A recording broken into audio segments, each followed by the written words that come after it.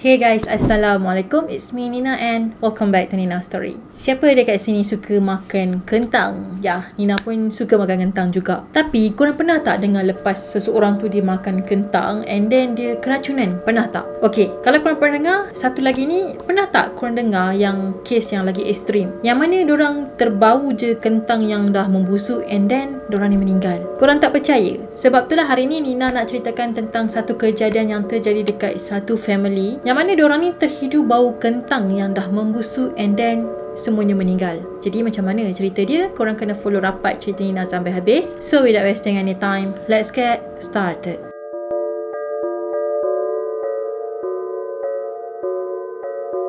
Ada seorang kanak-kanak perempuan yang berusia 8 tahun bernama Maria jadi yatim piatu selepas seluruh family dia meninggal lepas diorang ni terbau gas daripada kentang yang sedang membusuk. Korang bayangkan pada usia dia yang sangat muda, dia kehilangan parents dia, nenek dia dan juga abang dia. Puncanya, family dia tadi telah masuk ke dalam sebuah ruangan dekat bilik bawah tanah dan ruangan bilik tadi tu diorang telah simpan stok-stok kentang lah untuk diorang makan pada musim sejuk. Jadi Nina akan terus jamlah kepada timeline kejadian, macam mana kejadian ni boleh terjadi.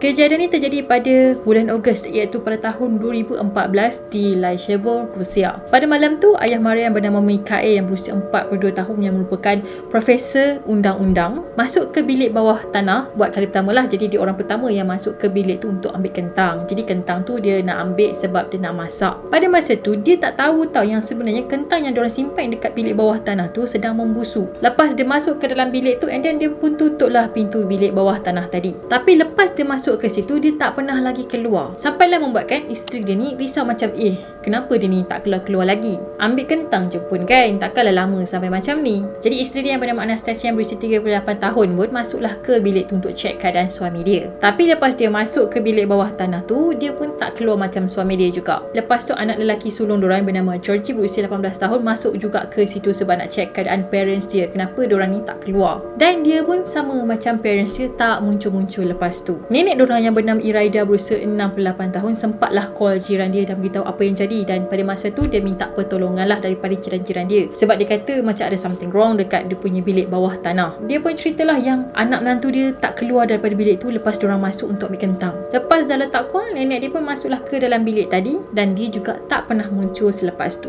Tak lama lepas tu Maria yang survive tu kan, dia pun ikut masuk ke dalam bilik bawah tanah. Sebelum dia masuk tu, nenek dia biarkan pintu utama nak masuk ke bilik bawah tanah tu terbuka. Tu pasal Maria macam terus masuk je.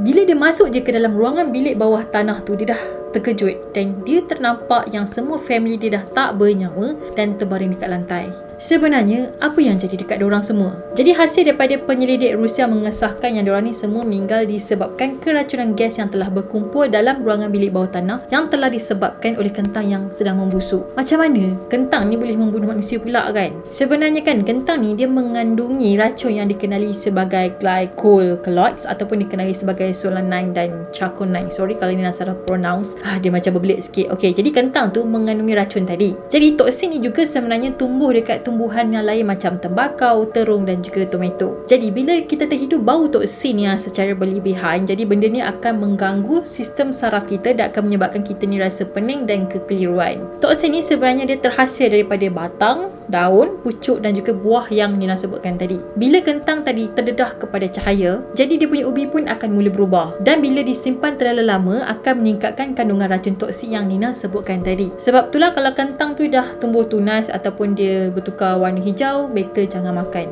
Buang je kentang tadi and then beli yang baru, barulah korang makan. Sebab apa kena buang kentang yang dah tumbuh tunas ataupun dah tumbuh pokok dekat ubi dia? Sebabnya bahan kimia semula jadi yang ada dalam kentang tu dia tak akan hilang dengan cara memasak. Maksudnya bila kita masak tu, haba memasak tu tak akan mampu hilangkan toksin tadi. Cuma dia punya kandungan tu akan berkurang sedikit lah kalau kita rebus kentang tu and then kita buang air rebusan tadi. Jadi efek dia kalau kita termakan kentang yang dah mengandungi toksin yang tinggi ni, dia akan menyebabkan kita akan jadi gatal pada mulut, pening, loya, muntah, sakit perut dan boleh juga menyebabkan lumpuh. Kalau ibu mengandung pula yang makan kentang yang dah rosak ni, apa yang jadi? Kemungkinan besar baby yang ada dalam kandungan dia tu akan meninggal. Sebenarnya kan kentang ni bukan boleh membunuh membunuh manusia dengan cara yang mudah, macam kau terhidu je terus mati. Tak. Kecuali bila kandungan toksin dia tu terlalu tinggi, and then benda tu akan menjadi racun kepada manusia. Jadi ada 2 kes yang pernah terjadi yang melibatkan keracunan kentang. Salah satu kes yang pernah terjadi adalah pada tahun 1899, seramai 56 orang tentera Jerman keracunan selepas diorang makan kentang yang dah rosak, yang dah ada toksin dalam tu. Ada beberapa orang tentera yang makan kentang tadi tu diorang sembuh, dan ada juga yang telah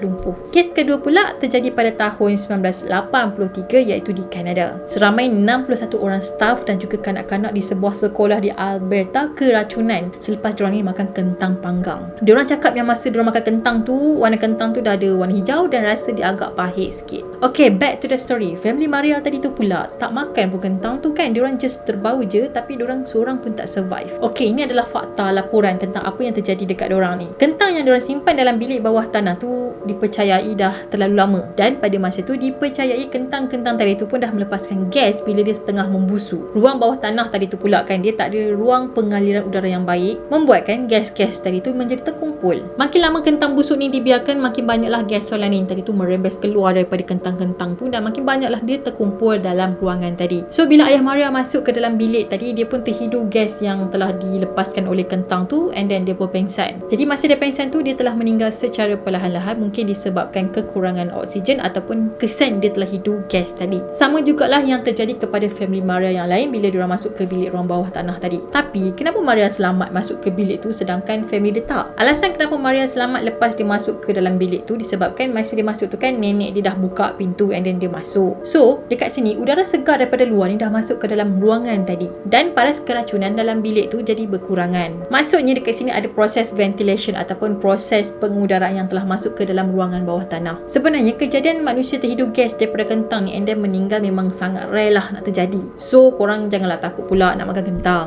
Kalau korang simpan kentang tu dengan cara yang betul, kentang tak akan hasilkan toksin dan korang pun selamat untuk makan. So macam mana nak simpan kentang? Korang kena simpan kentang tu dalam tempat yang agak gelap dan sejuk, dan buang kulit dia sebelum korang makan. Macam mana pula kalau kentang tu yang korang simpan seminggu 2 tu dah naik tunas? Korang buang je lah. Lepas tu tak pun korang simpan je dalam polybag, and then tak lama lepas tu beberapa bulan kemudian korang boleh makan hasil. Okay, itu saja. Jadi jangan takut makan kentang sebab kentang ni adalah life.